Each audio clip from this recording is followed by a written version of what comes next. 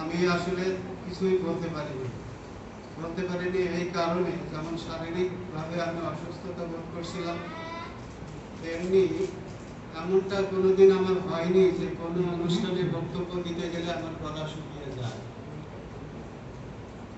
আজকে এখানে বসে যখন মানপত্রগুলো পাঠ করছিলেন আপনারা, তখন স্যারের চোখ দিয়ে পানি পড়ছিল এবং আমি আমার আবেগটা ধরে রাখতে পারিনি।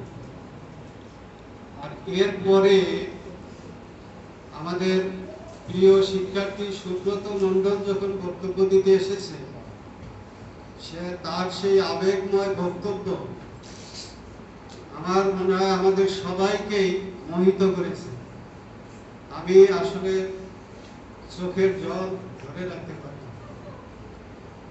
আমি মনে মনে এখানে বসে চিন্তা করছি যে আমরা শিক্ষক হিসাবে হয়তো বারিসারের 100 ভাগের 10 ভাগের কাছেও যেতে পারি না।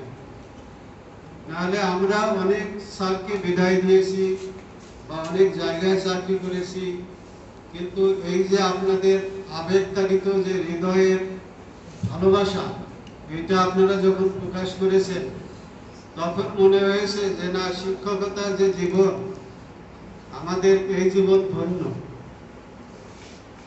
তো আমি এটা বলতে চাই যে আজকে আমাদের বাংলাদেশের প্রেক্ষাপটে ছাত্র শিক্ষকের যে সুসম্পর্ক, সেই সম্পর্কের কোনো কোনো জায়গায় আমি আপনাদের দোষ দেব না, হয়তো আমরা শিক্ষকরা সেই আদর্শ শিক্ষক হতে পারি নাই বিধায়, বা আমরা আপনাদেরকে সেই শিক্ষা দিতে পারি নাই বিধায় হয়তো আপনাদের আমাদের ভিতরে কিছুটা গ্যাপ তৈরি হয়েছে। তবে আমি আপনাদেরকে কথা দিতে চাই, আমরা বারিসারের যে আদর্শ, সেই আদর্শকে ধারণ করে চিন্তা চেতনা এবং মননে আমরা যতদিন আমাদের চাকরি আছে, আমি আমার সহকর্মীদের সবাইকে বলবো, আমি সহ, যে আমরা যেন স্যারের এই আদর্শ ধারণ করে বাকি যে জীবনটা আমাদের শিক্ষকতা পেশায় কাটবে, এটা যেন আপনাদের উদ্দেশ্যে আমরা নিবেদন করতে পারি। স্যারের কথা যদি বলতে হয়, আসলে দুই এক কথায় বলে শেষ করা যাবে না। ওই যে কোন স্যার যেন বললেন যে টিচার্স ট্রেনিং কলেজ ফরিদপুরে চাকরি করেন, তাহলে বারিসারের কলেজ ওইটা। আসলে বারিসার এবং সরকারি টিচার্স ট্রেনিং কলেজ এটা একাকার হয়ে গেছে। আমি বহুবার বহু জায়গায় বলেছি যে যেখানে গিয়েছি, যদি বলি যে সরকারি টিচার্স ট্রেনিং কলেজে চাকরি করি, তাহলে সর্বপ্রথম যে স্যারের নামটি তারা বলে আমাদের স্যার বারিসার কি ভালো আছেন, উনি কি এখনো আছেন। এই যে স্যারের আন্তরিকতা বা স্যারের প্রতি মানুষের যে সম্মান বা ভালোবাসা, এইটা মনে হয় আমরা এখনো অর্জন করতে পারিনি। আর এই ভাবি এখানে উপস্থিত আছে, আমি ভাবির সামনে বলতে চাই না, আমি মনে করি ভাবি একজন সৌভাগ্যবতী যে স্যার যে শুধু শ্রেণীকক্ষের একজন আদর্শ শিক্ষক তা না, একজন তিনি আদর্শ অভিভাবক, আদর্শ বাবা, এবং উনি আমাদেরও অভিভাবক।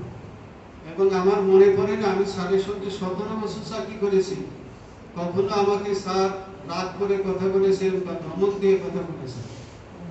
এবং কলেজের কাজ, যদি কোনো কাজ স্যারের নির্দেশনায় আমরা করি, কোনো কমিটিকে, আমরা যারা সদস্য ছিলাম আমাদের করতে হয়নি, স্যার নিজেই সব করে বলছে এখানে সইটা এটা দেন, এটা করে কাজ হয়ে গেছে। এই যে করিতকর্মা লোক।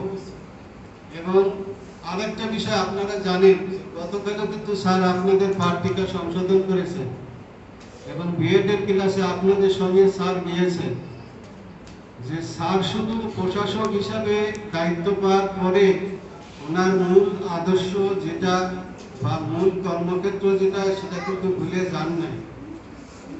এই যে একজন গুণী লোক, এরকম গুণী লোক আবার যারা আপনারা ফেসবুক আছে,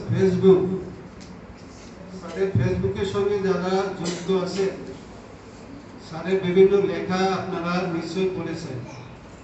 স্যার বাস্তব কথা বলেন, বর্তমান সমাজ এবং রাষ্ট্রের পরিপ্রেক্ষিতে স্যারের যে কথাগুলো আমি আগে স্যারের লিখে লাইক দিতাম, কমেন্ট করতাম, কিন্তু জানেন আমি স্বীকার করি প্রায় 3-4 মাস হলো আমি কারোর ফেসবুকে কোনো লাইক কমেন্ট করি না, পছন্দ হলেও ভয়তে করি না। কারণ আমাদের দেশের প্রেক্ষাপটের কারণে আপনি যত নিরপেক্ষ থাকেন বা যাই করেন, বাস্তব কথা, আসল কথা, ভালো কথা এটা যখন বলবেন আপনার শত্রুর অভাব হবে না। কিন্তু আগে কিন্তু স্যার জানেন যে স্যারের ফেসবুকে আমি লাইক দিতাম, স্যারকে উৎসাহিত করতাম, কিন্তু কেন জানি